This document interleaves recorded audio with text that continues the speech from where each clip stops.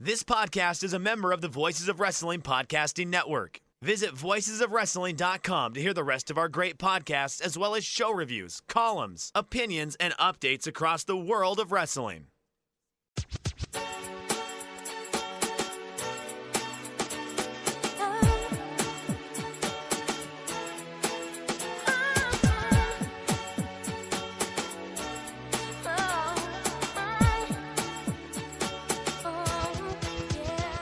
This is Everything Elite, presented by MyBookie, the world's best podcast devoted exclusively to all elite wrestling and the elite extended universe.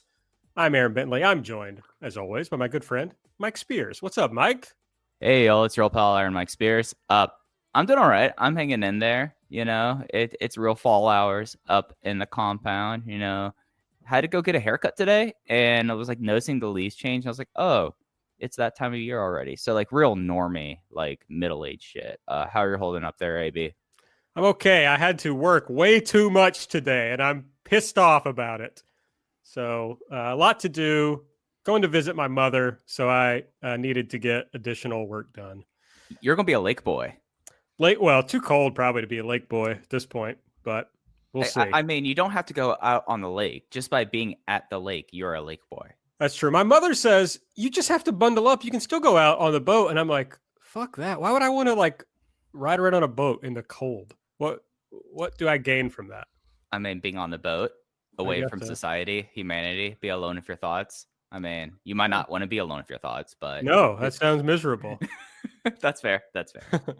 Okay, well, we're also joined by a man who loves being alone with his thoughts. It's Nate, aka Epitasis. What's up, Nate? How are your thoughts? How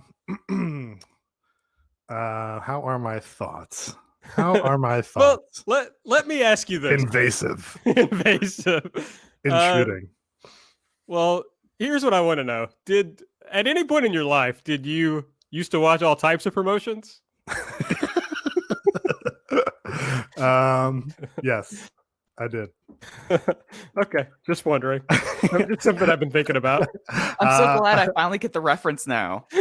I was quite literally just listening to our special edit of that before I got on the call here. But I don't remember the second line. You got to get later in it for this stuff to really stick with me. But nowadays, come on. I'm sorry. No, that's the line. Oh, come on. Okay.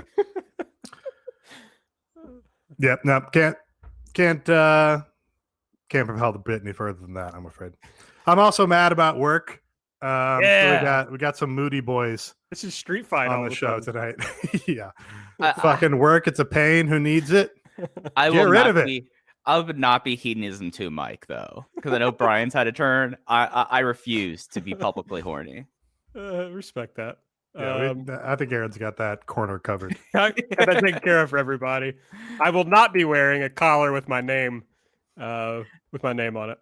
Did you have a studded collar at one time? Because you're the one person on the show that I expect that would have a that's not out of the realm of possibility. Right? Yeah. Having a spiked collar around. Yeah. Yeah. Of all people on the show. Yeah. I mean, I guess we wouldn't call it a collar. A choker. You might have a choker. Yeah. A spiked choker. Are you guys saying this as like I was a punk rock kid or like I'm a horny boy?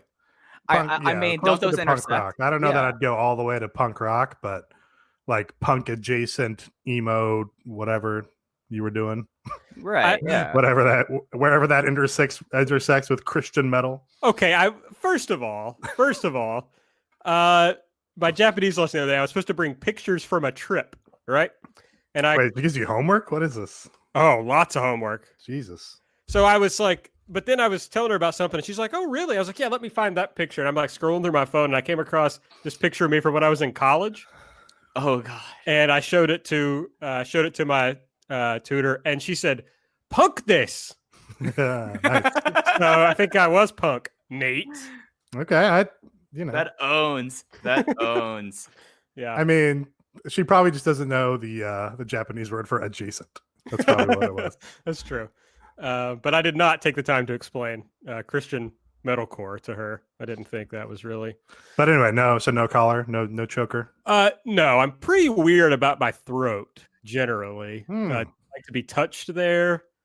Don't like clothes to touch me there. Just no, don't want anything around my throat. This is actually playing against your public perception as the horny one. Yes. No, I no, do not choke me. If anyone is listening to this and we eventually have sexual relations, don't choke me. I'm not into it. I do not consent to it. Mike Spears has left this call. Well, it's good for people to know, I think. Yeah. My boundaries. Yeah, absolutely. It's more specifically, I don't. Well, we're good. We're good. Moving along. Next segment. Yeah. All right. So if you want to tell us about your chokers, feel free to do so over on Twitter at Everything AEW. I'm at Aaron Like the Car. Nate is at Epitasis. And if you want to get real specific, Mike is at Fujiheya. So hit him up. I mean, I know I have lights on, but I could already feel my skin looking like that's like a nice solid pink at this moment. Subscribe to the podcast. Please give us a 5-star rating. Give us a review if you use the Apple Podcast app. And if you would like to support the show, you can do so over at patreon.com/everythingelite. First of the month. Great time to subscribe.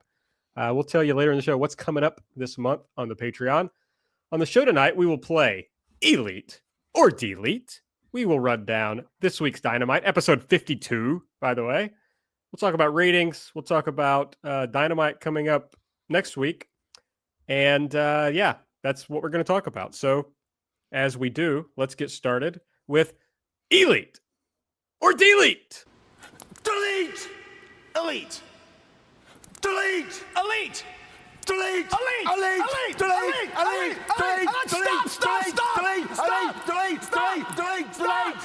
Mike, are you actually still putting that in? I just wonder. I mean, I don't listen back to the show, so you could have just stopped doing this and I would not know.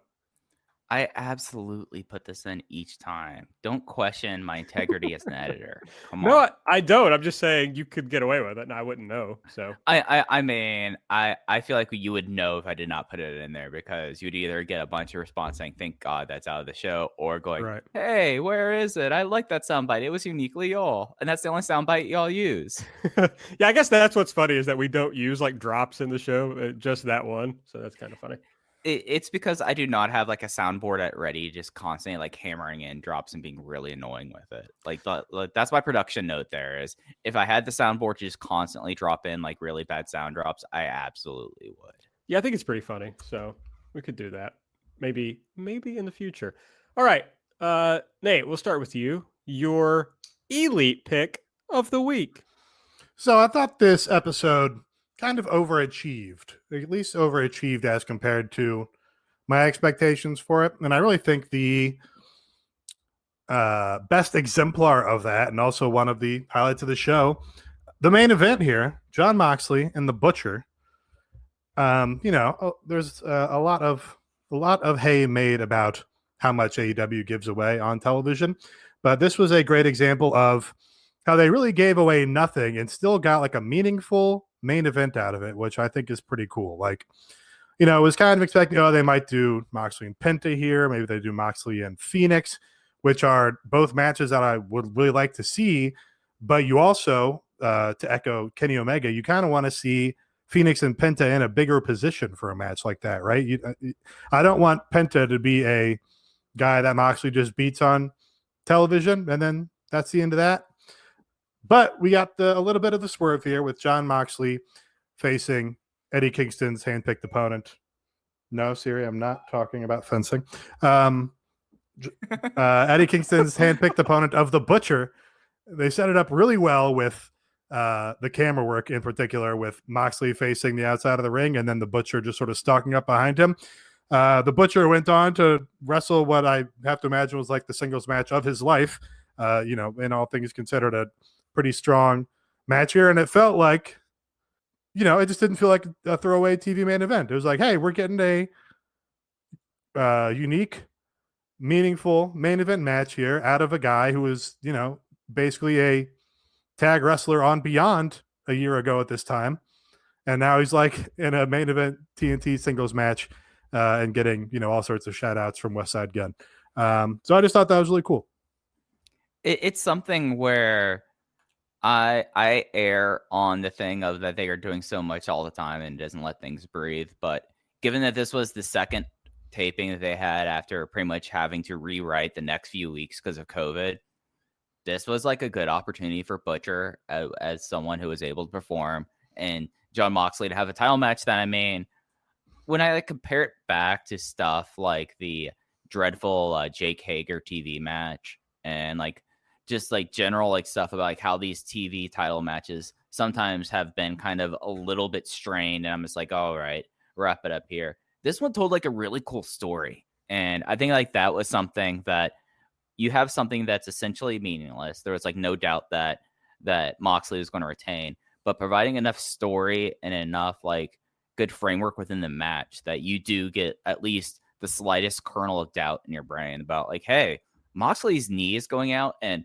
it might not go out this week, but against Lance Archer, that's going to be a major like topic of conversation, and that's going to be something he has because he'll have like 3 title matches in 4 weeks. So like that is like a very interesting thing to do there. And then, yeah, as you said, like Butcher, like taking advantage of the opportunity, Eddie being great in the lead up here. And shout outs to Bryce. Bryce like has quietly kind of become like their number 1 referee, I feel like, and bring him out there. And I mean, he's someone that is an improv performer in a past life. So he's able to be like comfortable out there going like, Eddie, I've known you for so long. I feel like it all kind of compelled together and has like kind of tied up this like mini 2-week story in a really satisfactory way. So as everybody knows, I'm a huge build pervert. And so I've been thinking a lot about where does this go and who is Mox's opponent for Full Gear. So he was supposed to face Archer, right? And we lost that, or we had the big 6-man, but it was going to lead to that, I think. And then now and kind of out of nowhere, Eddie Kingston has to be the opponent. And then we get this next thing, Mike just said this 2-week story. But now I'm interested of like, is this actually going further than that? Like, is this a bigger story? There's not an obvious challenger for Mox's title for Full Gear. So could it be? I mean, my concern is that like Phoenix or Pentagon is not a at this point is not a main event pay-per-view match. I guess the other possibility, and I'd actually forgotten about this until WikiFace pointed this out to me. If Pac is coming back, he is affiliated with Pentagon and Phoenix in canon, so that would make sense, and that's a main event pay-per-view match. But I wonder if you guys think this is just, okay, we had to do this little Eddie Kingston thing, and now he'll move back to Archer, or if this tells us something about where they're going for Full Gear. My assumption is that they want to go back to Archer, but I almost, that was going to be a TV defense. If you move that into being a pay-per-view defense, then I think it kind of hurts Archer a little bit more if you're going to beat him at the pay-per-view. But I also don't think you want Archer winning because we just had Brody Lee basically be the giant who came out and squashed the Valiant babyface. So it's kind of the same story there. So my presumption is they go back to Archer. I kind of think it's more interesting if we push that off a little bit and just kind of explore what's happening with the Eddie Kingston family here.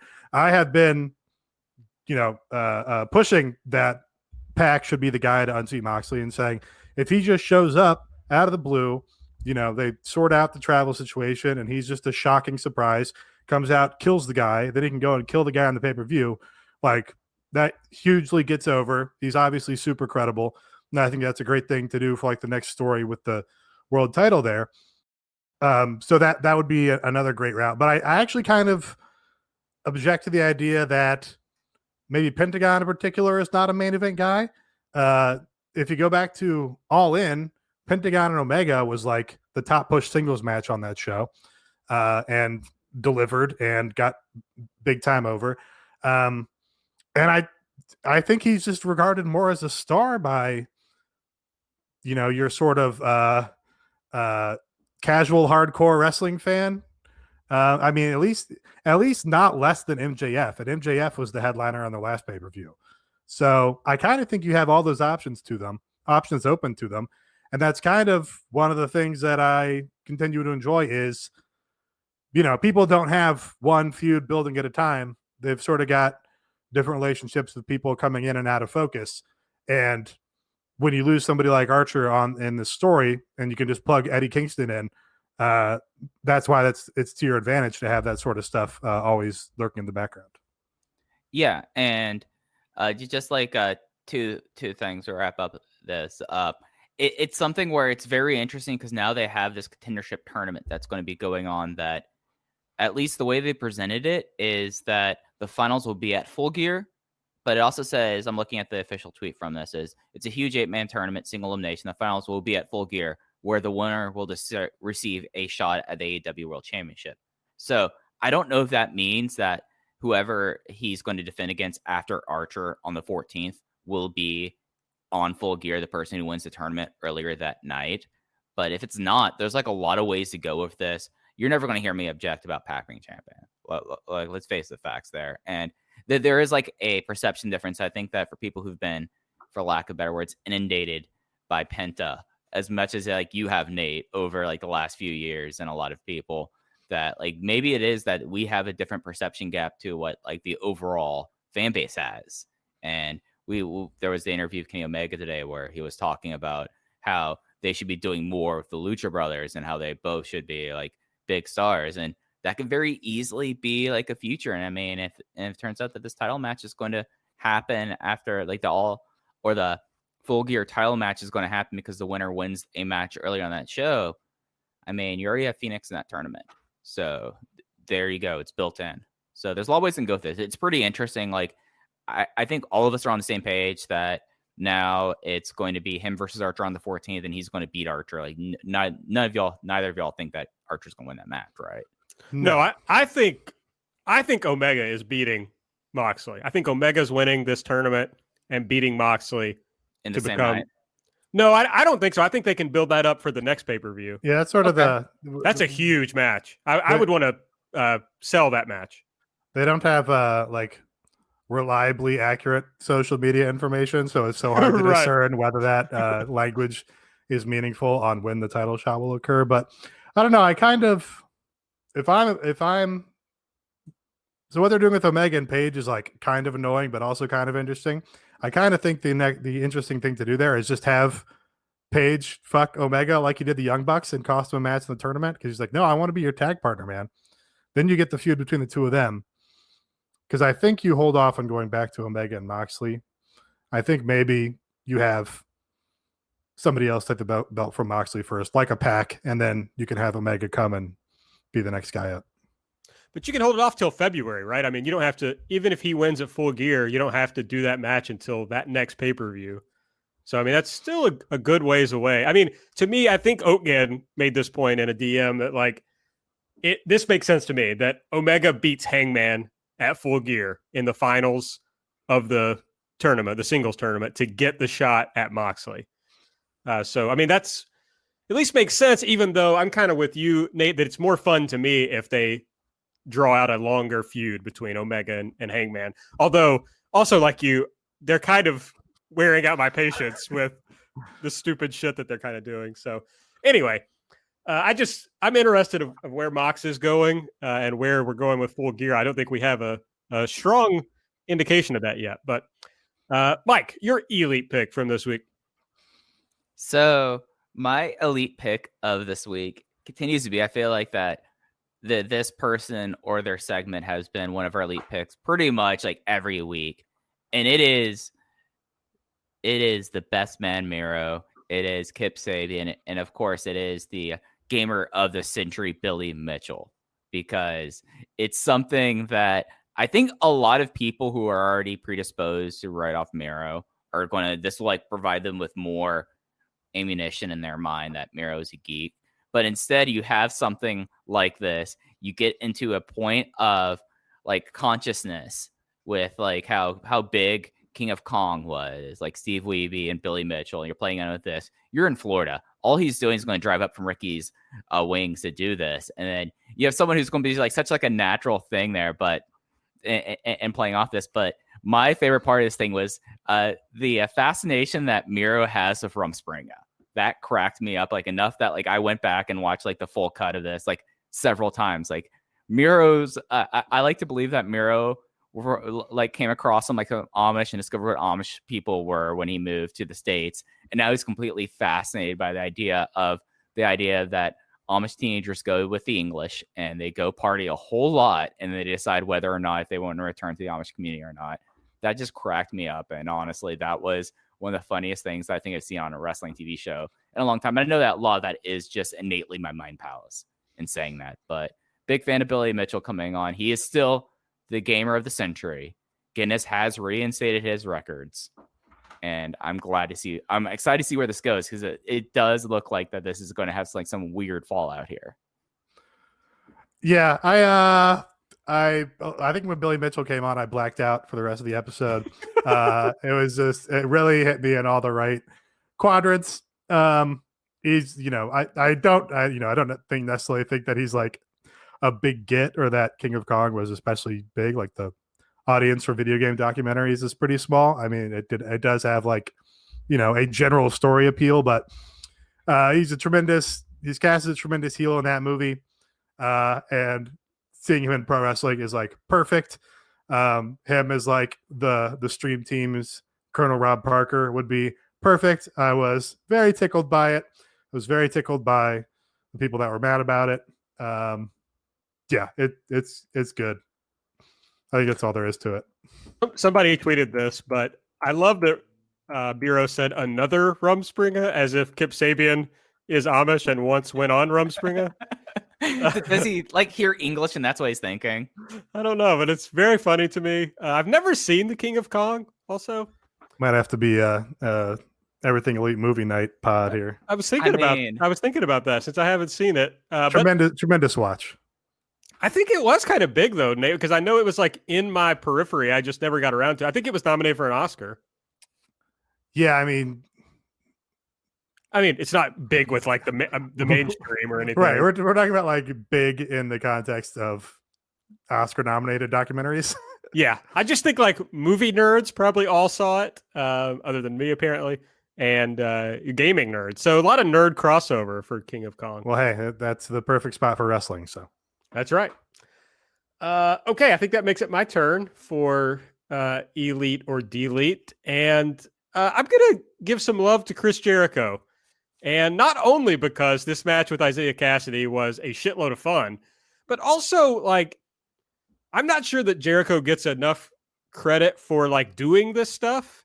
Like, can you imagine, I don't know, Steve Austin coming out and bumping for Isaiah Cassidy, or especially like the legends of the past? They would have never, that's like a famous thing, right? Among wrestling legends of like, well, you haven't paid your dues yet. I'm not going to bump for you.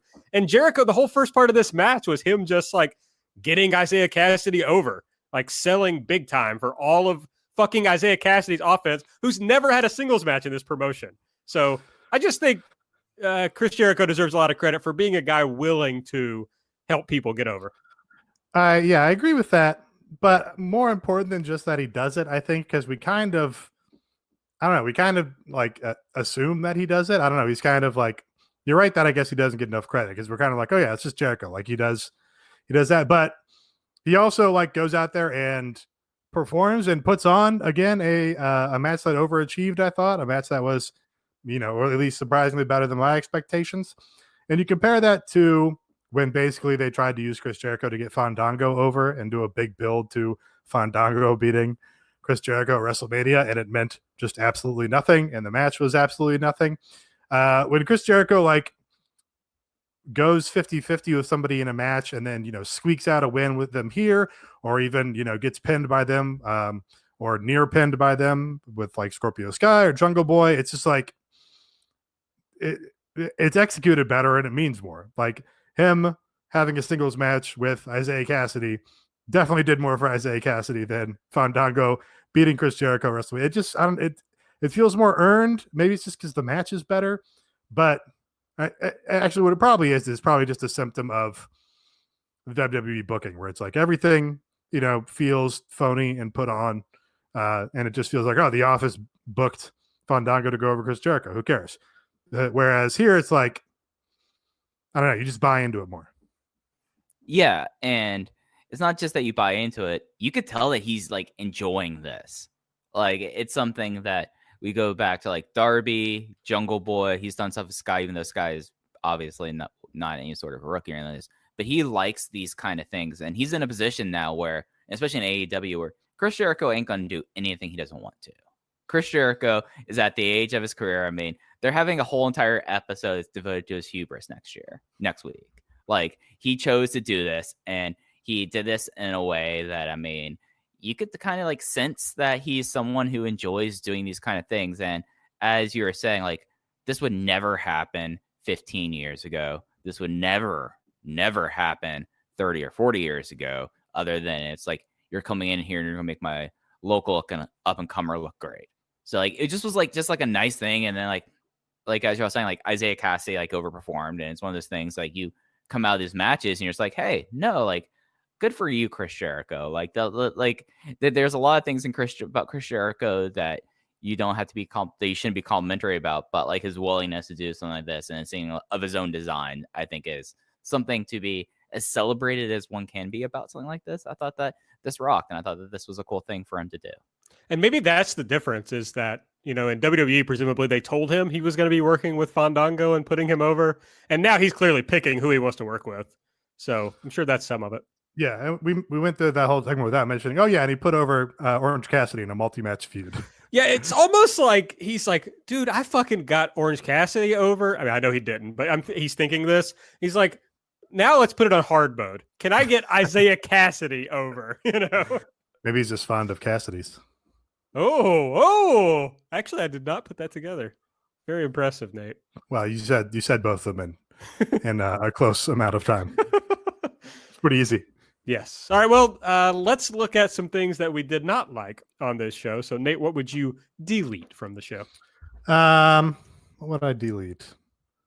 What would I delete? I didn't pick anything to delete. I don't know. I kind of liked it. Was a mostly good show for sure. Okay, I'll just take the easy one. They gave away Ricky Starks and Darby Allin. I guess Dave just tweeted that it did a really big number, and I guess that's what they want to do in the first match of the show, is put on a big match that people want to see, and that's going to be a high work rate match. And it was a great match. But, you know, we've talked about giving away stuff on TV in this promotion, and I understand they want to also have stuff that draws people to the television because it's a television-based promotion. I guess I'm just fond of the traditional card layout where the most important things go on at the end of the show. I feel like I would have excused them giving this match away in general as part of this feud if it was like the main event and there was like, big main event on Dynamite this week. It's the match we've all been waiting for, and they built it up that way. But they kind of just did it in the first match, and it's like, oh yeah, here's this thing that we've been doing for however long, and it's happening right now. I don't know, just it kind of minimizes it in my mind, and that's too bad. But it was a great match. There's just a lot of great straightforward matches on this show, and I guess it did a big number, so it pretty hard to really find issue with it. It's something where, like, yeah, they gave it away, but it's also putting it where it did shows a lot of confidence. I feel like knowing how they do, like, both starting out hot and then also the importance they put on the quarter 1, quarter 5, and quarter 8. So it is something like that. But, like, also I definitely sense that this was something that I was like, oh, well, we have half a roster here of our roster that's available right now. What are we going to do here? What are we going to do here? So it's not necessarily that I give them a mulligan or I think they deserve a mulligan with this. It was something that's like, okay, I understand why you did this, even though I personally, like, this is a match that I feel like, I made my comment about the new 4 pillars of AEW, and these are 2 of the members I feel like that would be on it, and you're having them open up the show. And it's something I hope they revisit. I feel like this match rocked, but yeah, no, that this definitely had the air of giving away something. Those must be Patreon exclusive pillars, because I don't think I've heard this before. I mean, I did. Okay, so my pillars are Sammy Guevara. Whoa. Don't give away our Patreon exclusives. I didn't know this is something that I mentioned elsewhere. I actually don't know if you did. I'm just. You haven't done it on this show, so I'm pretty sure you've just done it on Patreon, Jess. I mean, yeah. So it's those 2, Sammy, and I believe that Jungle Boy. Got it. All right, I respect that. My take on this match is that clearly Darby and Cage is the big match in this story. Like that's how when they debuted Cage to like take out Darby, and they've had their things. And Ricky is, I think, envisioned as like the underling for Brian Cage, but they almost fucked up in like letting Ricky become too big of a star quickly. So it's like now this feels like a huge important match, and beating Ricky feels like too much to have to do to get to Cage. So I understand what they're doing, and if you're going to go through with it, that's fine. But this did become something bigger where you could have called an audible and put this down the road. Yeah, it's like a good problem to have, right? They're like, oh, we're going to throw Ricky Starks at Darby as part of his, his quest to get at Brian Cage. But then it's like, oh wait, we accidentally got Ricky Starks super over. He turned out to be really good, and he made it personal with these good promos and attacks and stuff. So he kind of stole the focus away, which is, not really a problem. It's like, kind of a good thing because you have another tool in your toolkit. But yeah, it does. If we're looking at it strictly as what makes sense for like an escalation of this story, then you're kind of like, oh, that's curious. Of course, the other thing is that many of Darby's best matches are against guys who are a lot bigger than he is. He had a really cool match with Walter in Evolve. He's had good matches with Keith Lee. It's just like him versus Cage. Still, I'm excited about it. It's still going to be a lot of fun, but it doesn't feel as important as this match does. All right, Mike, I think I know where you're going, but what was your elite pick of the week? Revving it up. The Takecopter's coming out. Time for the Takecopter to come out. All right. The Take Chopper. I mean, you might have a chopper. I have a Takecopter. Okay. So are you dropping these from the copter? Is that how it's like you bomb the takes? Oh no! I'm right now hanging outside of the Takecopter with a giant bullhorn screaming it out. Oh, okay, I got it. Yeah, I'm just saying leaflets. Leaflets are highly recommended. No. That you always got to be firing. No. Yeah, no. I'm just like, here we go. Let's talk about FTR and let's talk about fitting the cube into the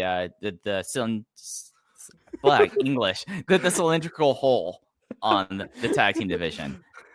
This is going great. Like I was like revved up and during the show. I will not make a helicopter crash joke. You made it harder on yourself because you went with the 3D version of the shapes instead of just saying put a square into a circle. You had to make it a cube into a cylinder. Yes. Yes. This is going great already. So I have a question for the two of y'all. How would you describe the house style for the tag team division? Like PWG sprints. Yeah. Okay. It's like they're like sprints, but they're long. Yeah. Yeah. PWG sprints where Super Dragon did not give the guys any sort of guidance for how long they should go. And they're like, yeah, we're for sure getting all our shit in. And I think it's fair to say that the idea that the house style derivative of the PWG sprint, which is derivative of the Dragon System sprint, is pretty much something that I could say with good accuracy that about 90% of the tag division, that is their best style, is that, referring to like the Bucks, Heyman and Page, they work that style pretty well. SCU, they can drift in and out. The Jurassic Express, Private Party, that's all they know how to do. Lucha Bros. I mean, the best of getting our shit in.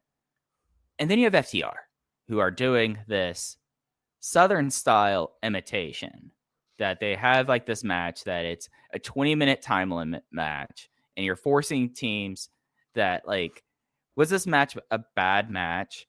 No, like it was competent. It happened. It was a match. I was like, all right, I can't like say this is a bad match, but you ever walk away from a match they're like, that's competent, but I utterly hated it.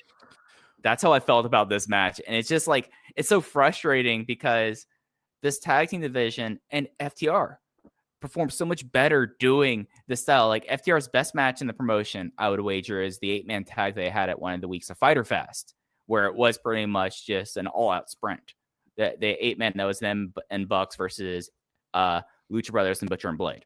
Like that was, I feel like that was their best match they've had in this promotion. But they keep on bogging this down, and now we're up to almost like 5 months of this, And at like a certain point, like you could see like the frustration and like the way of that they're not very good at doing this style. And I think a lot of people look at them with like NXT blinders for a long time instead of looking at who they are. And it's not that they're a bad team. They're just not, they just don't fit in a way. And I feel like that without them fitting correctly, or like them being willing to adapt this, and they have to do like this kind of match, that it's just like a slog. And they just get, and it's one of those things that like, I guess we're supposed to be building up to the Bucks and FTR, which was supposed to be a dream match 3 years ago. I can't care about that whatsoever. Like, it's like, it like kind of like now has like this sheen over the tag team division, where I feel like the tag team division for a long time was one of the more interesting parts of the company. And it's just like, you have to look at the top and you look at what happened at All Out. You look at what happened on the show. And then you get the whole entire thing about them not doing title matches. And now they suddenly now do 20-minute TV title matches. And that's just stylistically incoherent. Yeah, I agree for the most part that that's not really working. I think I disagree entirely on why it's not really working, because I think the dirty secret is they are well suited for the PWG sprints and fitting into this style. It's just what we have here, folks, is a problem of ludo narrative dissonance, where they keep telling us that's not our style. Our style is old school Southern tags. Our style is all this old Four Horsemen bullshit and all these old names that we can drop. And that's just not actually how the matches end up working, which I think is, wise for the contemporary audience. But they just replaced, the high spots and the flips and this shit from the PWG sprints with like frequent tags and like Southern heel spots that are novel because we don't see everybody else do them. So I think it kind of half-assed works that way, but then it chafes against us because they keep telling us the total opposite, and they keep telling us that they're doing something they're not, and they just keep being annoying on the microphone and talking about and annoying on Twitter and talking about their influences and shit. So I do think it doesn't work, but I don't really think the matches are the reason, or I don't think it's because the matches are bad. I think it's because the matches are, again, dissonant with what they're telling us is happening in the story. Because I kind of think the match was sneaky good. Again, I thought it kind of overachieved for my expectations. But that's why I kind of am giving a chance to this new 20-minute gimmick they're doing.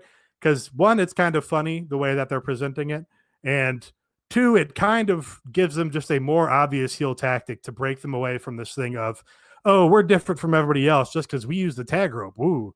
Like, that's less interesting. But now we have a more obvious, like, heel tactic that they can lean on. I just think that they are. So I disagree with everybody. I kind of agree and kind of disagree with everybody. I think they are exactly what they say they're not. Because I think what they are is spot monkeys. Except... This is what I said. Well, except their spots are old school Southern tag heel stuff instead of being flipped. But my point is that none of the shit goes together.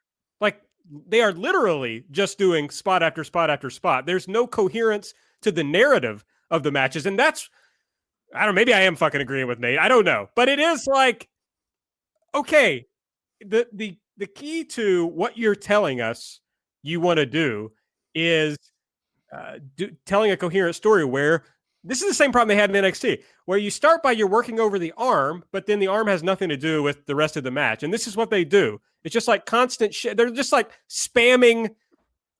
It's like, I'm trying to think of like a good example of, it's basically a fucking thing where you're watching a compilation, but it's just like the thing changes like every 3 seconds.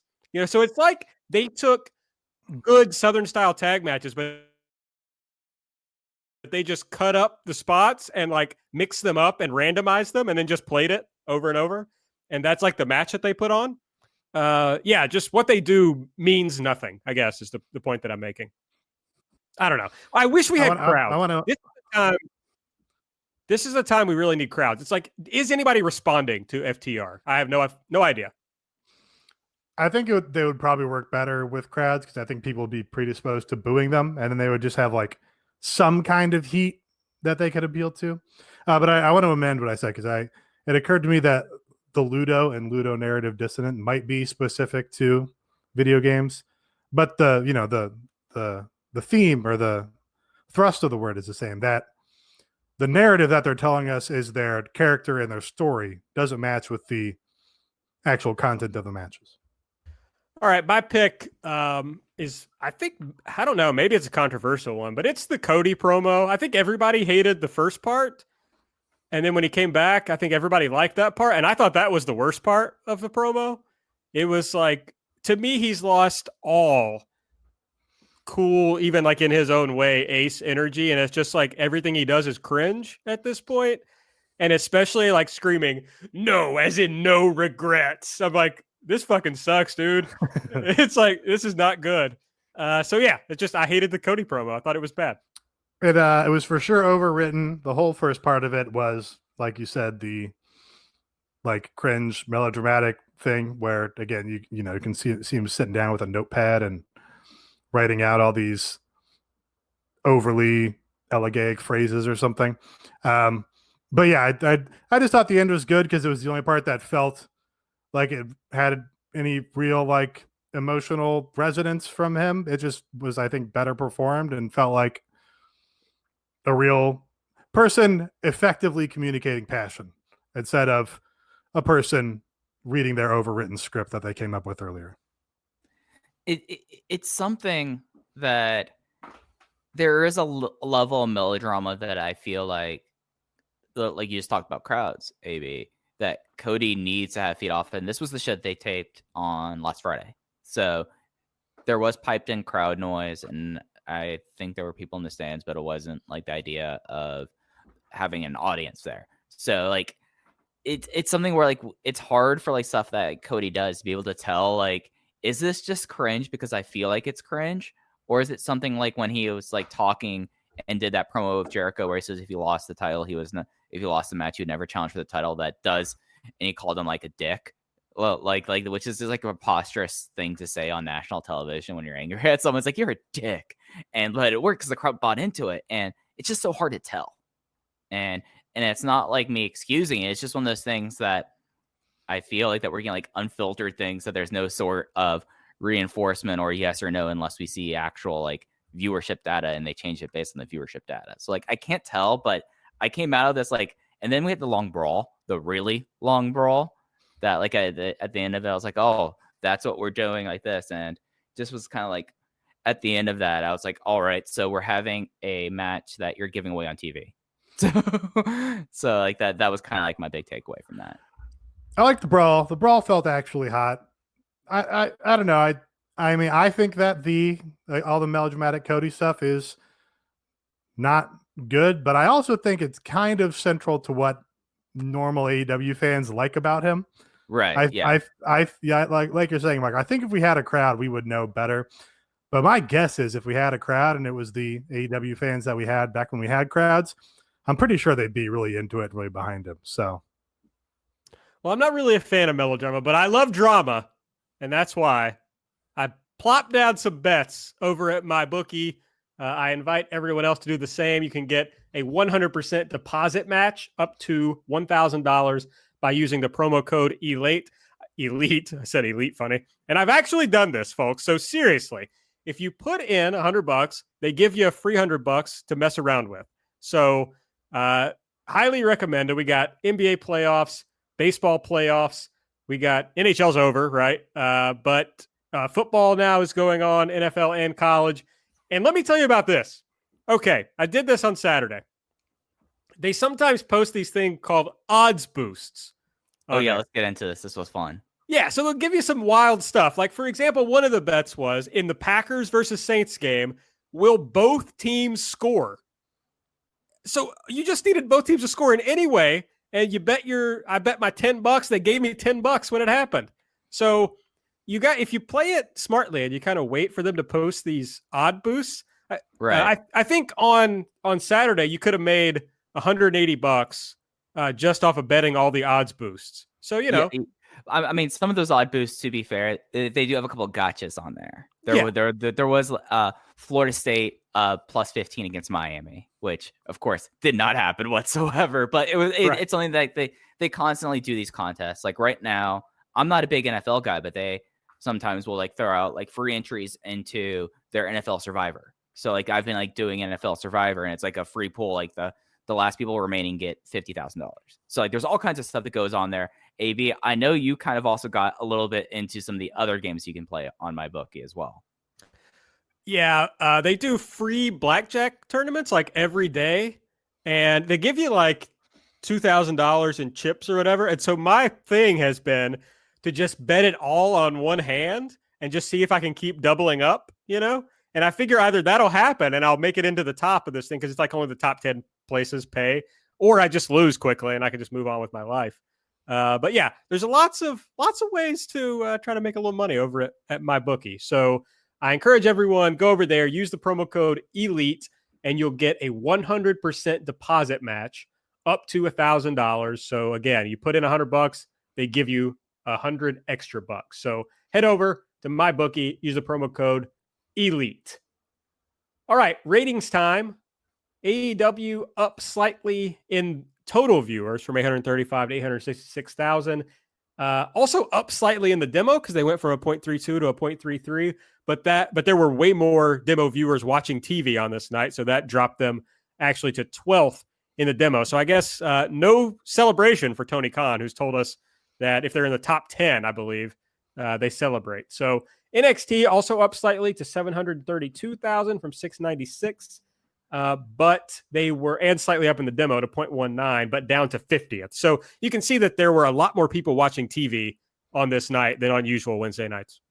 Yeah. So the big thing this Wednesday was South Park had a season premiere, and South Park season premieres. I know you're shaking. I see you shaking your head, Bentley. It's fucking 2020. People are still like coming out. People love South Park. People love South Park, and they love the season premieres. It won the night, and then. Interestingly enough, the NBA Finals had game one going up against this, but NBA Finals ratings were down 50%. But you also had all these baseball playoffs. I mean, like there was a rain delay that finished in the top 10. But after like after South Park, after baseball playoffs, and then after the news, there you had AEW. So like out of like everything out there, it's not anything that I would be really angry at specifically. I mean, NXT almost dropping out of the top 50. That's something that like you're doing better, but hey, everyone else is watching something else. And I mean, going from 9th to 12th is like, okay, they're not like popping bottles, but going from 38th to 50th when you're doing better, like that's a kick to the stomach. Like that stinks. And the one like big thing that I thought was interesting, the biggest demo change between the two shows was AEW was up 0.04 from 0.40 to 0.44 and a men 18 to 49. So like everything else kind of stayed flat, but that was like one of the big like things. And then next week technically starts year 2 in TV. And for our Patreon subscribers, if you want to subscribe to our Patreon, I do have a spreadsheet where I have everything laid out and I have everything together. It has all my projections on there, and there's a link to it in the Patreon. So check it out there because I'm starting a new page for 2020 and 2021 for year 2. That's right, folks. Subscribe and get page 2 of the spreadsheet. Hey. And page 1, Nate. Don't undersell this. We're not deleting page 1 , buddy. No. But you gotta. The draw is what's new and exciting. Yes, that's true. I guess we also should mention, there was a big article in Variety this week about AEW indicating that Warner Media is basically over the moon with AEW. Very excited with how they're producing so far. Yeah, I mean their viewership is increasing in the demo over the COVID period, which is like pretty remarkable considering the potential challenges that could have faced. So yeah, you have to imagine they're happy. They the challenge for this company in general was going to be finding growth when they have so much to work against on the perception of pro wrestling in the United States. Because of the state of it over the last 20 years or whatever. So yeah, they can just keep chipping away at that general public audience, and Warner Media pushing them hard on the playoff games and everything else. So, it seems like they have a lot of faith in them. And the Warner Media guy was also suggesting, at least, that they're going to try to push AEW to other things they have across Warner Media, so to try to integrate them into other things. So if that's true, yeah, I think you're right. That you pick up a few viewers here and there from the general public. They could keep growing. I mean, to me, they're on a collision course to beat Raw and SmackDown. I'm not saying it's going to happen in 2021, but it's coming soon. Okay, let's get into week 52 of the show. The first thing we see is Ricky Starks coming out. Then we go to a Darby video. Apparently, JPEG Mafia is the star of this video.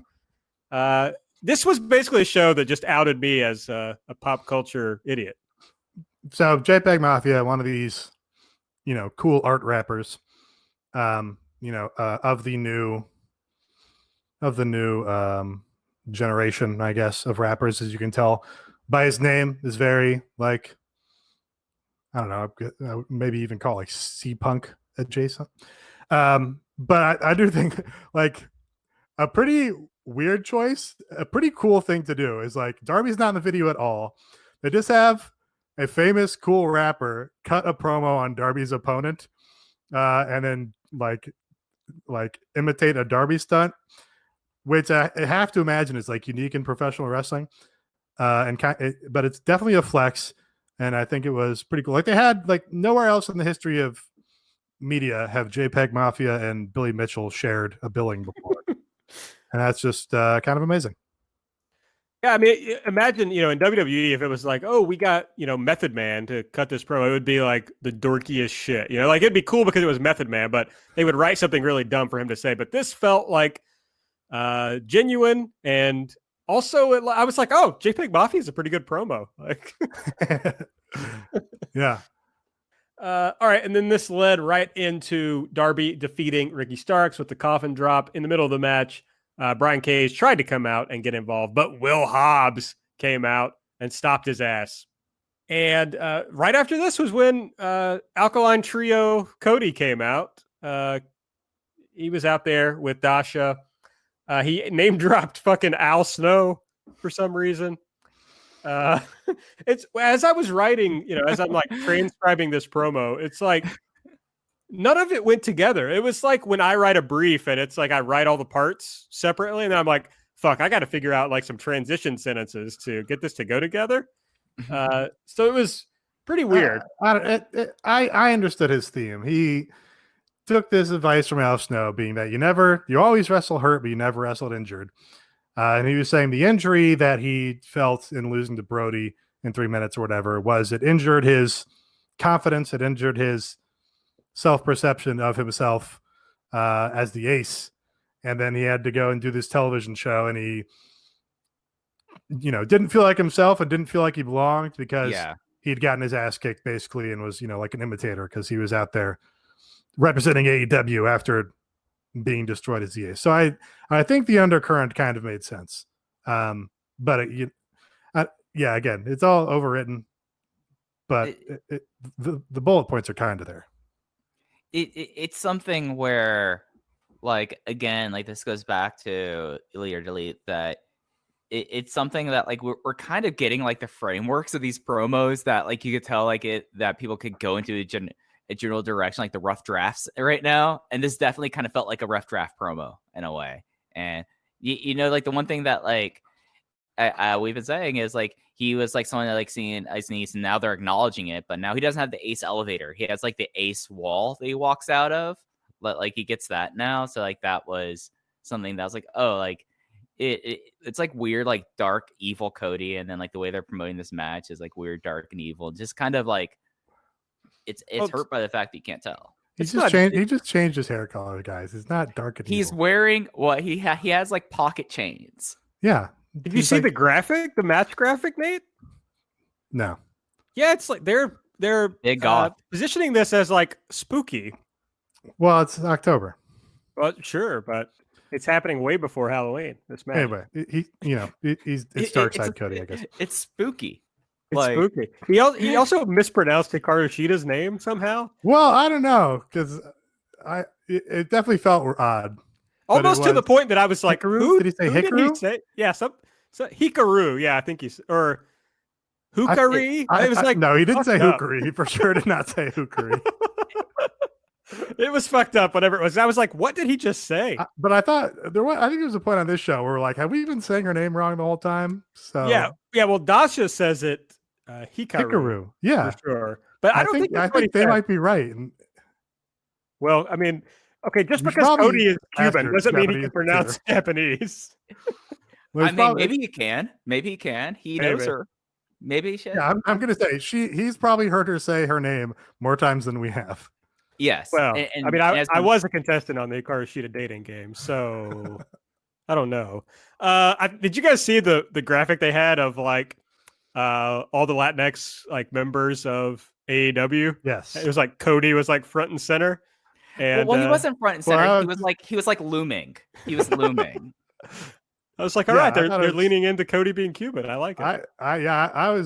They should be doing that more, mostly because it sets the right people off, which you can see in the comments to that post. Yeah. Everybody talking. Yeah, that was very amusing. I didn't know Brandon Cutler was Latinx, so that was also it was educational for me. There you go. So the news from this, I guess, was that he's accepting the dog collar match with Brody for next week. So they're hot shotting that baby. Brody Lee comes out, they brawl. The locker room comes out to break them apart. Brandy comes out and does a flip off the top rope onto the Dark Order. Anna Jay attacks Brandy. They brawl, but they get split up. Kylan King is one of the people doing the breaking up. And so Ty and Anna are again paired together here. yes. But then Kylan was holding back Brandy. If you got to be a big Dark watcher to know everything about Kylan King. And then Nyla Rose just attacks Kylan King. This was the best part, to be honest. her out. Just like out of nowhere, Nyla Rose is like, I'm getting into this, and just lays someone out. Like, I if there was more of like that chaos there, I would have been all for like the fight. And like that was something that like I was zoning out, and then that happened. I was like, oh, all right, rad, let's go. Yeah, that's why it was good. Multiple relationships playing out here. True. And maybe that means Kylan King is going to get a Dynamite match with Nyla. So that's fun. FTR and Tully were with Tony Schiavone. Cash, I believe, says, we did the best friends a favor. They weren't ready. They aren't on our level. And he says, SCU, on the other hand, is one of the best tag teams in the world. They were the first tag team AEW tag champs, so we have to beat them to cement our legacy. Tony Schiavone asks about the Young Bucks. Dax says they've blown every title shot they ever had. They don't deserve another one. And so Tony asks who they're going to face at Full Gear. These are the questions I'm asking, Tony. And Matt Jackson enters the shot to super kick Tony, and FTR is offended that he didn't try to attack them instead. I think that's a really fun character thing that Matt didn't touch them and they were pissed off about it. That's good. Nick must be in quarantine because he's nowhere to be seen on these shows. Was he even? He wasn't even on BTE either. No, he obviously didn't travel. Yeah. Yeah. So I talked about this on Light, I think, but it's interesting that it makes a lot of sense. They haven't had their big win. It makes a lot of sense for FTR to face the first tag champ, but it's like SCU has been cooled off so much that it just didn't feel like a big match going into it. No, I thought it was a good TV defense. Yeah. I think it worked for them. Dasha was with SCU. Dasha. I keep saying Dasha. My wife has a friend named Sasha, and so I try to use that. I think anything to explain away my bad. It's not Sasha. No, it's Sasha. Huh. Which also makes me sometimes call Sasha Banks Sasha Banks. Very fucked. We're from Kentucky, dude. Yeah. Scorpio and Kaz do like your classic 80s local promo here to get hype for the match. Come on, baby. Yeah. And as they walk away, they pass Sean Spears, who's looking very perverted. And he just says, good luck in a very perverted way. Good luck. Good morning. Sunday morning. I thought he would get involved in the match. And so I thought there's like the Tully thing. Yeah. No, I kind of like that they slow played it. And they're just like, put the idea in your mind. Yeah, it's in my mind. And then we've already talked about the match, but FTR defeated SCU cash pinned Scorpio Sky when Tully tripped Scorpio and held his leg. Hangman was on commentary for this in a great shirt, but Tremendous. it's just kind of wearing out, this whole Hangman thing. Yeah, so they had Hangman on commentary here. And, we kind of had this tension where I think what they're kind of doing with the outline of the story, where Hangman still wants to tag and Kenny doesn't. And, Hangman's making some good points. It's like, well, he hasn't been wrestling any singles matches or anything. So it kind of says, that his actual intents aren't as clear as he has been stating. I think that's kind of interesting. But then just the sad sack drunk character of Hangman is kind of just less interesting than the, FTW drunk hold my beer Hangman was, who was, like spiteful in a cool, badass way. So I don't know. I guess that's sort of the tension of this whole Hangman story. But, there was a lot of good sort of like intrigue relationship things on this show between like Sean Spears popping up there with FTR, or like, in the vicinity of FTR, or like here you kind of have, they announced this 8-man singles tournament with Kenny Omega in it. That makes Hangman, spit out his drink. And so that kind of advances that angle. And even like, the Jericho and MJF stuff continuing is like a good, where's that going? That's an intriguing sort of thing. So I kind of halfway like it, and I'm halfway like, I just want the cool Hangman back. Yeah, so I don't know if you said all of them. Jungle Boy, Phoenix, Omega announced. Hangman was mad. I guess like I'm going to just do this quickly because I've bitched about this so many times and they clearly don't care. I like the tournament idea, but why have rankings if you have this tournament? That's the thing that I don't get about it. Now, if they come out and say we're doing seeding and it's by the rankings, then that's good. Tony, if you're listening, do that. That'd be interesting. But it's like every title shot has to have a thing, and it can't just be the rankings aren't factored in at all. So I just don't understand that. They're just fake. They are. They're completely fake. That's why I basically ignore them. But when these things come up, it just irritates me. It's something like if the ratings were used, you could be like real interesting at the seating, because there's like no way that Jungle Boy should be like highly ranked, and you could have like him versus Kenny Omega, or him versus if Chris Jericho wanted to be in the tournament, since he's the only other world champion. Like he should like do like that. There's a lot of ways they could go with this to be like very interesting, like MJF coming in as the 2 seed, but I have no faith that that's going to happen. Next up was the Jericho Isaiah Cassidy match that Jericho won with an excellent Judas effect. Love the finish of this. I think Isaiah Cassidy's taken 3 Judas effects on Dynamite now, and they've all been tremendous. The Inner Circle attacked that after it was over, but Mark Quinn came in. Matt Hardy had a chair. Jericho attacked Luther, who was at ringside, which cracked me up immediately. But then Hager attacked Serpentico, and I figured out where we were going, building up. Yeah. This came out of Luther attacking Jericho during the match first. So yes, when the brawl started, Jericho went back after him. And yeah, this is to build to Hager and Jericho against Luther and Serpentico, aka the Chaos Project, for next week's show, which is just great. I think it's great, first of all, that we have an American promotion that is even like, hey, we're going to recognize the guy's 30th anniversary and have a special 30th anniversary match, because that's novel. And then just him having against his, his old running buddy is just kind of cute. It's like, and it's completely justified because the Chaos Project has not lost a match since they got together. They got to win again on Dark. And it's just interesting to see where they can go with this. Like, what's going to happen when you have like this kind of throw together tag team of Hager and go against like this actual like tag team that's starting to gel? Like, I think we all know how it's going to go, but it's kind of like a fun matchup that they put together here. And it's like, it's again, another testament to Jericho, saying that Jericho could do whatever he wants for like his 30th anniversary match. He wants to have a match with his old running buddy. Hey, Serpentico called Luther the brother I never knew I had in his Notes app post recently. So, Nate, did you see Luther's promo on Dark? No. It's fucking hilarious. You have to go back and watch it. Did he point at his head? Of course, but it's just like his voice really just like does not go with his whole thing. And it's very funny. So, I mean, it's probably like 30 seconds long. So if you get a chance, I would check it out. This match rocks. I'm really looking forward to this match now. Yeah. Dasha is with the best friends. She says, hey, FTR fucked with you all last week. FTR shows up and says that the best friends belong in the middle of the card. Best friends pretend they're going to come after them, and FTR flinches, and Orange Cassidy steps up and calls them weenies.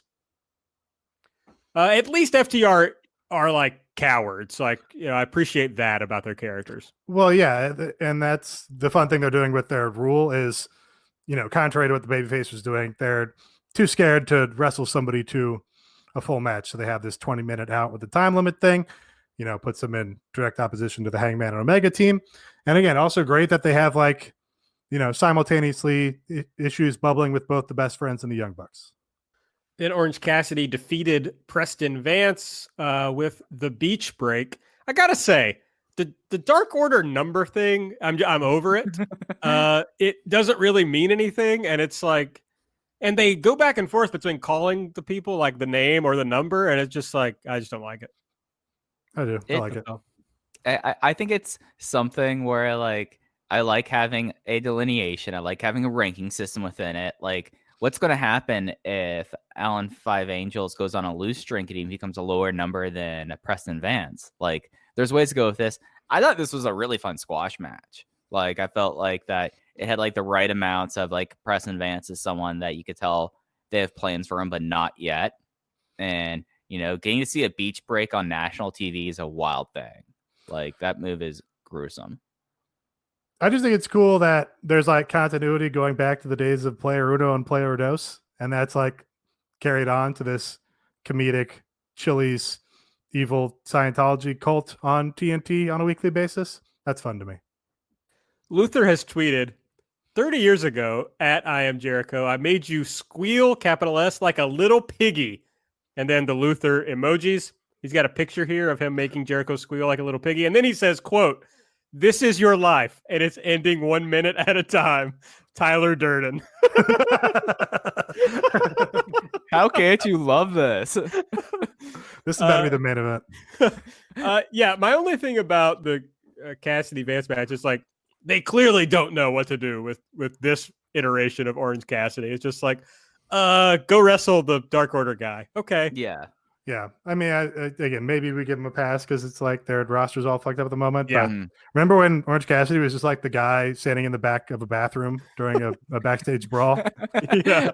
Opening the door, closing the door. Yeah. It was a long time ago. MJF is backstage. He walks into the Inner Circle's locker room. He has brought gifts to congratulate Jericho on his big win over Isaiah Cassidy. And it's Inner Circle satin jackets that he's brought everyone, except Sammy. He's mad at Wardlow for not packing Sammy's jacket. Sammy says, he gets pissed. I was like, what are you doing here, Max? And Jericho, interrupts Sammy, and he's like, what are you doing here, Max? And this was a pretty funny moment, I thought. It got a legit laugh out of me. They do a thing about whether MJF should join the Inner Circle. Then they get mad at each other, but Jericho and MJF iron it out. Sammy says, what a loser, after MJF leaves him. Jericho says, perhaps he's not. Yeah, just weird. They've had these fun little skits with MJF and Jericho, and now it seems like maybe they're going somewhere. And you also have the added intrigue of, the Inner Circle doesn't seem to be on the same page about this MJF guy. And MJF, did recently say maybe he needs to join a stable. That's so right. It's all that's all coming together. Britt Baker returned to the ring to defeat Red Velvet, her first in-ring match since her injury. Red Velvet, another Dark Star. If you're not watching AEW Dark, you got to check it out. Not Dark Star 5, by the way, but Dark Star 4. I'm sorry, not Dark Star 4. Yeah, she won with a neck breaker and then a boot to the face. And then Rebel brought her a glove so she could do the lockjaw after the match. Good little match, I thought. Yeah, like Red Velvet is actually good. And I feel like that they like these two squash matches they had back to back. Like, yeah, I would want to have something more substantive with like Britt Baker being back right now. But like they were effective squash matches, and I was happy that Red Velvet got a bigger opportunity, and she did a great job. Like this was like a fun little like 3-minute squash match, and Britt Baker got to kick someone in the face. That was funny. Eddie Kingston came out with the Lucha Brothers. He says Mox put him in a bulldog choke, but he didn't tap. Mox was so pissed that he called Tony Khan and wanted a contract for another match. Kingston didn't want to wrestle him again. He was going to pick someone else for Mox to wrestle. But first, he wants to address with Bryce Remsburg that Bryce called the match, and they've been friends for 18 years. And Bryce, ended the match, even though Eddie didn't quit. He's got the Lucha Bros there. They're going to attack Remsburg, but Mox's music hits. And then Mox is kind of in the ring and coming toward Eddie a little bit. And then we see the Butcher sneak up behind Mox. Eddie wants Mox's music cut. And then he reveals that the Butcher is going to be Mox's opponent. So this led into the AEW World Championship match with Jon Moxley defeating the Butcher again with a bulldog choke. So he's playing that up since he's won 2 matches in a row with the bulldog choke. So we'll see if that goes anywhere. MJF looks like such a dummy focusing now on the DDT now that we've now seen several times. He does not need to do that. And that just makes me more frustrated about that match. It's funny. That's like the only match he's won with a DDT.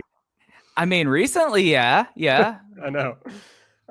If you like the show and you want to support it, please head over to patreon.com/everythingelite. It's the beginning of the month. Best time. I mean, it's always a good time to subscribe because you get our back catalog at any time. I forget how many shows we've done, but it's 100 and some, I think. It's at least 100 shows, at least several hundred hours of content. Yeah, so it's all there for you. This week, we went to the world of Choco Pro for the Team AEW versus Team Choco Pro match. So we cover everything, literally everything Elite, folks. So we have that. We did our weekly light show, which involves Mike and I previewing Dynamite, reviewing Dark. Nate gives us the recap of the vlogs. This week also featured a pretty long segment about Alex Gracia's career, the Pink Dream, and thinking about a potential This Is Alex Gracia episode. I thought you were going to say it featured a long tangent on the Dream Home Builders stadium home at the site of the Jacksonville Jaguars Stadium, which has been of great interest to me recently on the vlogs. I really solved that mystery. I really appreciated that, Nate, because I have been wondering about like where they've been shooting stuff like BT and also a shot of Brandy. I've been told that this might have been the best episode of Light we've ever done. Oh, wow. High praise. We've done a lot of them. Yeah. So we do that every week. Yeah, that's a weekly thing. Monday, Mike's going to have a collective preview, the GCW, the collective thing. So he'll have a big preview of that. It's a big indie weekend coming up. That's right. I've got to get myself into it.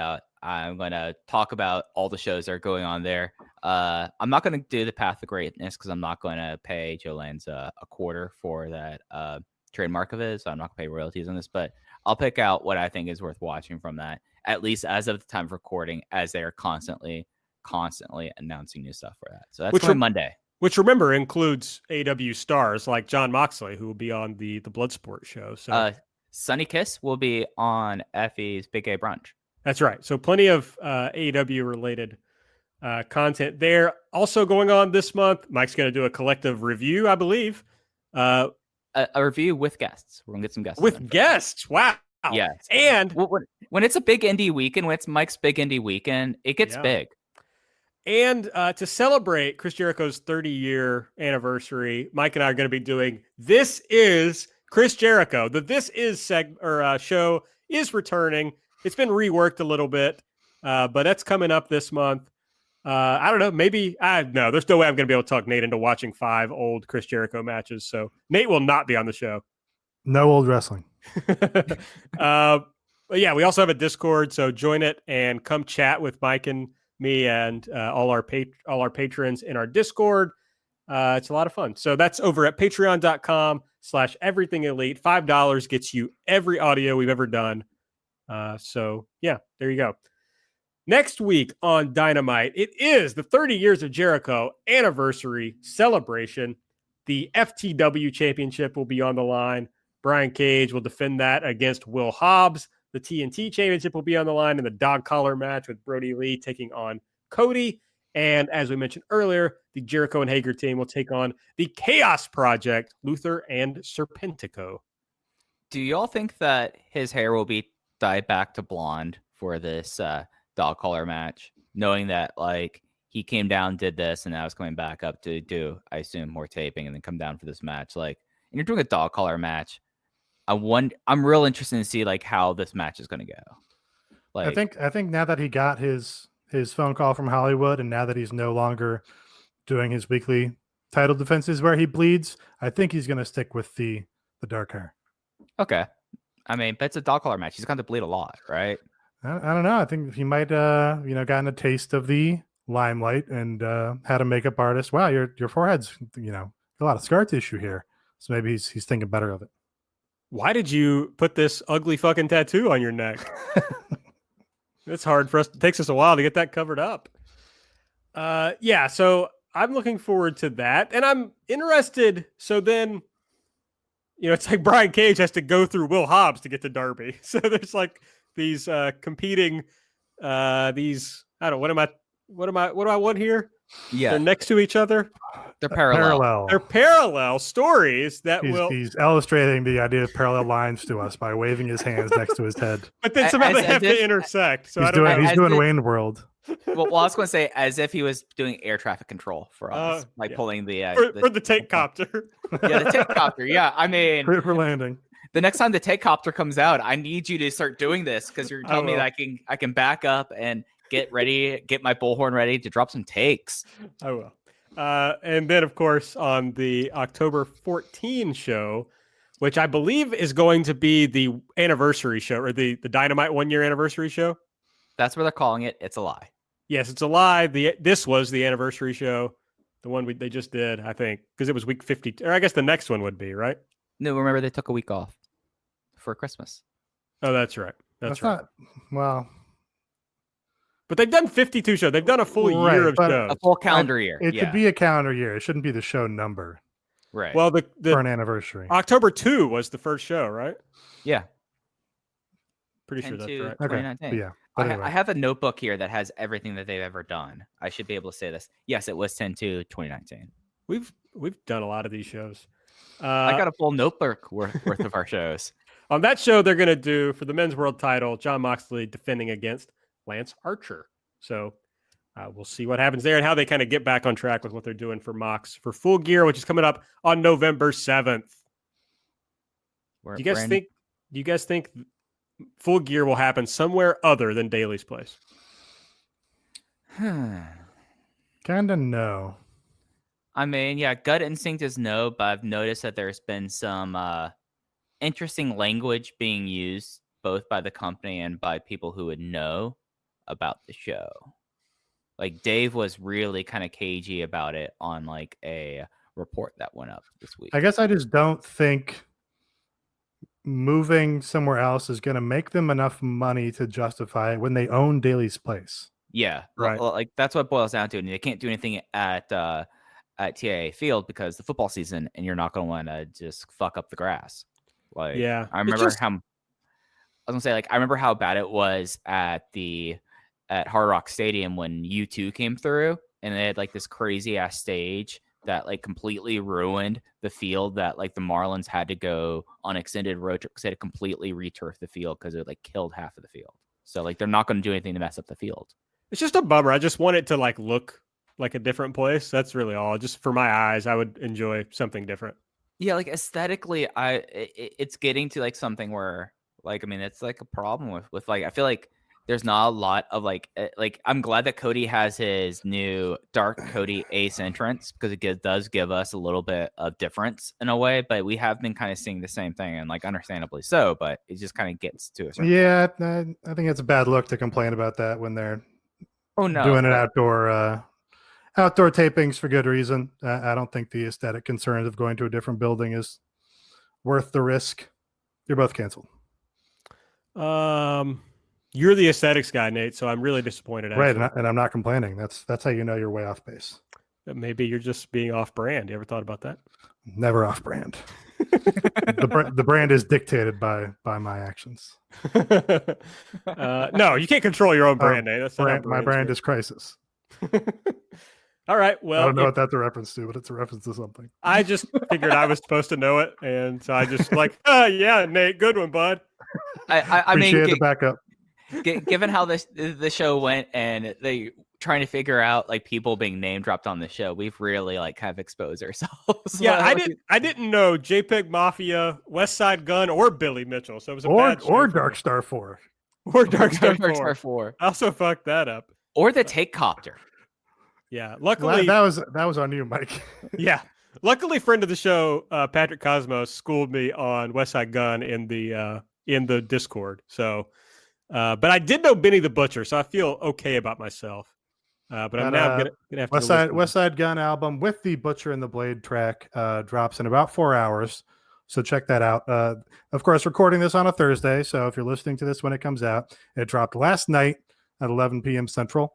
Also, 11 p.m. Central, dropping the new Blackpink album. That's right. Their first quote unquote full length album, which of course in K-pop means it is 8 songs long. And we've already heard 2 of them. We've already heard 2 of them. But yeah, put those in your queue. Well, I'm going to see my mom tomorrow, so I'm going to download that album, before we get on the road, and listen to it on the way. Check out the West Side Gun one; it's pretty good. I'll go ahead. I'll download that too. Make sure you have the new Chopped and Screwed versions of the rap on your album too. Oh, I will. I've already made Sarah listen to that version. What are SB's thoughts of this? Well, I explained the whole story to her. Like here's this song. The entire joke. I played her the song. I didn't play the whole thing. Okay. This is like too inside of a joke. So there's a song out there called the New Japan Fan Rap. Just type that into Google. Check it out. Friend of the show. Well, okay. So on Light, the show that we do on Patreon, I told Mike that I was going to make a chopped and screwed version of the New Japan because Fan at the Rap. time, I've never listened to it. I still have never listened to the original one. I have only listened to remixes of the New Japan Fan Rap. Yeah. So I don't know how to do that. So Wiccaface texted me and said, here's how you chop and screw a song. And I was like, fuck, you listen to Light? If I knew like anybody listened to this, I would say less dumb stuff. And he's like, yeah, sometimes I do. I was like, fuck. So, but he's like, here's how you chop and screw a song. So I downloaded the thing he told me and tried to do it. And I just could not figure it out. All I could do was drop the pitch of the vocals and slow the song down. So our friend, Patrick Cosmos, is a very talented musician and producer. And he's like, let me see if I can figure it out. And then he dropped the sickest chopped and screwed version of the New Japan Fan Rap in our Discord. It's honestly just actually good to listen to. Yeah, I might put it up on the Patreon for. I was gonna say we should tag it on the end of Light maybe for this week. Yeah. So you'll have to check out the Patreon to hear that. But yeah, if you want Patrick Cosmos music, he's at veryimportant.lawyer and has got his albums there. So check those out also. Yeah, and the Tonal Rotors album that is up on his Bandcamp is very good. So I encourage everybody to check it out. Yeah, it's very good. The way, the punchline to the story, when I told Sarah, was like, the fucked up thing is it's sick. It's like, that's the problem. Yeah. Do it now. No, I just like listen to it for fun. I'm actually fiending to get off the call so I can put it on. I'm gonna turn it on, and we have the Sonos speakers in the house. Sonos household. Yeah, we're a Sonos household. So after we get off, I'm gonna turn it on, but put it on downstairs where Sarah is, and just like blast it. That'll be fun. Okay, if you want to hear more about chopped and screwed versions of wrestling songs, go to @EverythingAEW on Twitter. Give us a follow. I'm at Aaron Like the Car. Nate's at Epitasis. Mike is at Fuji Heya. Subscribe to the podcast. Give us a 5-star rating. Give us a review. And please, if you want to support the show, head over to patreon.com/everythingelite. For Mike, for Nate, I'm Aaron. We'll see you next time.